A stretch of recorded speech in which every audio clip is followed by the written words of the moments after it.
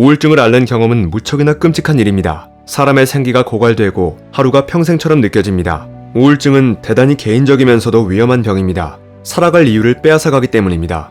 우울증은 누구에게나 찾아올 수 있습니다.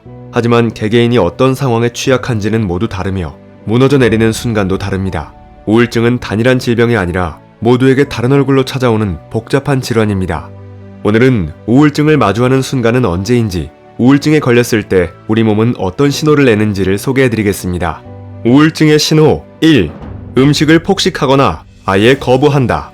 흔히 사람은 탈출구가 전혀 보이지 않는다고 생각되면 극심한 스트레스를 받게 됩니다. 그래서 자신이 무언가를 마음대로 할 수 없고 하던 것도 멈출 수 없다고 생각합니다.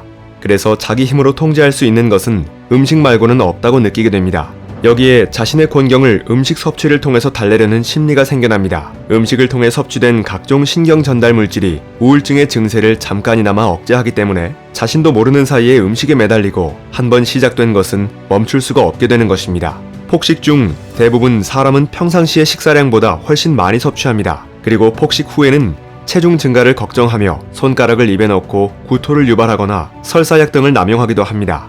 정상적인 속도보다 훨씬 빨리 음식을 섭취하거나 불편함을 느낄 정도로 배가 부를 때까지 음식을 섭취하거나 허기를 느끼지 않을 때도 다량의 음식을 섭취하거나 먹는 모습을 보이는 것이 창피해 혼자서 먹는 일이 많아지거나 과식 후 혐오감, 우울감 또는 죄책감을 느끼게 된다면 폭식증을 의심하고 치료를 받아야 합니다. 거식증 역시 사회적으로 날씬한 몸이 매력적이라고 여기는 풍토에서 오는 단순한 습관이 아닙니다. 스스로 할 수 있는 게 없어지고 더 통제력을 상실할 수 있다는 두려움이 만들어낸 위험한 신호입니다.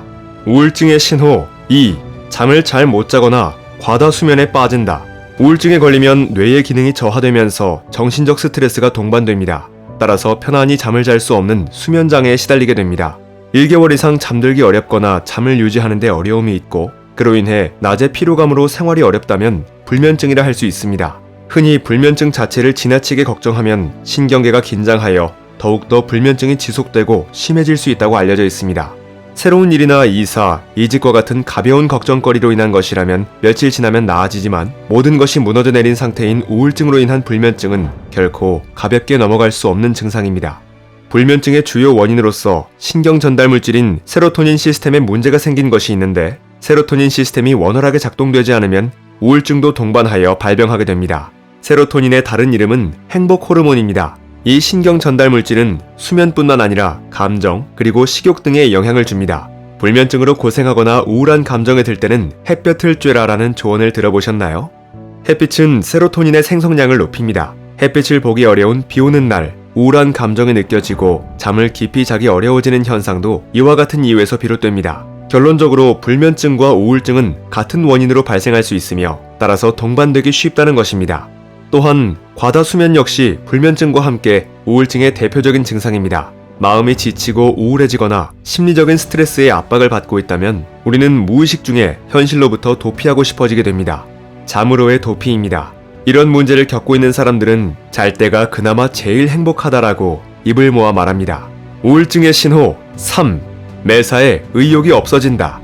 우울증은 일단 신경 전달 물질 시스템과 뇌의 기능이 전반적으로 저하된 상태이기 때문에 필연적으로 무기력해지기 쉽습니다. 삶에 대한 흥미 또는 관심 상실, 우울감이 우울증의 대표적인 증상인데요. 일부 우울증 환자들은 자신이 우울증인 것을 인지하지 못하며 일상생활에서 상당히 위축되어 기능이 떨어질 때까지도 기분 문제에 대해서 호소하지 않습니다. 대부분 우울증 환자들은 삶에 대한 의욕 상실 증상을 보이는데 어떤 일이든 끝까지 마치는 데에 큰 어려움을 토로하고 직장에서 일상적으로 하는 정상적인 업무에도 장애를 느끼고 새로운 목표를 세우고 실천할 동기를 가지지 못하게 됩니다. 새로운 일에 도전하기를 꺼리며 현재 하는 일조차 제대로 수행하지 못하고 자꾸 미루기 일쑤입니다. 이러한 마음가짐은 학습된 무기력을 초래합니다. 이렇게도 해보고 저렇게도 해봤지만 결국 되는 일은 하나도 없다는 식으로 자포자기하는 마음이 생기는 것입니다. 이런 식으로 더 악순환의 고리에 놓이게 됩니다. 우울증의 신호 4. 과거를 곱씹으며 부정적 생각에 자꾸 빠진다. 부정적 생각과 우울증은 서로 상관관계가 있습니다. 우울증이 생기면 자연스레 부정적 생각이 많아지기도 하며 반대로 부정적 생각이 습관화되면 우울증이 생기기도 합니다. 특히 우울증에 걸리면 과거의 부정적인 생각들을 곱씹는 습관이 생겨납니다. 이것은 추억을 회상하는 것과 다릅니다. 과거의 부정적인 생각을 곱씹고 그 생각에 휩싸여 실제보다 더 부정적으로 인식하는 연쇄 반응이 일어납니다. 그리고 과거만을 생각하게 되면서 정작 현재를 살아가기 어렵게 만들고 미래를 바라볼 수가 없게 되지요. 심리학자들은 이를 부정적인 자동사고, 즉 자동으로 떠오르는 부정적인 생각이라고 말합니다. 그리고 보통은 그런 생각을 일으키는 방아쇠 역할을 하는 상황이 있기 마련입니다. 이러한 부정적 사고는 잠잠해지다가도 이 방아쇠 역할을 하는 사건이 생겨나면 도질 위험이 항상 생기게 됩니다. 따라서 늘 과거의 부정적 생각들에 시달리고 있다면 우울증 상태에 놓여 있다고 판단해 볼 수 있습니다. 우울증에 걸린 사람들은 자신의 문제를 정확히 말로 표현하기 어려워합니다. 괴로운 감정이 느껴지지만 거기에 맞는 말을 생각해내기가 어렵죠. 문제가 무엇에서, 왜, 어떻게 비롯되었는지 뚜렷하게 인식하지 못합니다. 그러다 상황이 심각해질 때쯤 도움을 요청하면 우울증은 상당히 진행될 때가 많습니다. 책 당신의 특별한 우울에서 저자 린다 게스크는 자신의 문제를 정확히 모르는 사람들에게 혹은 우울증인지조차 모르는 사람들에게 우울증 극복에 도움이 되는 이야기들을 전해줍니다. 보통 우울은 이렇게 증상이나 행동으로 나타나기 때문에 언어로 표현되는 것이 굉장히 어렵습니다.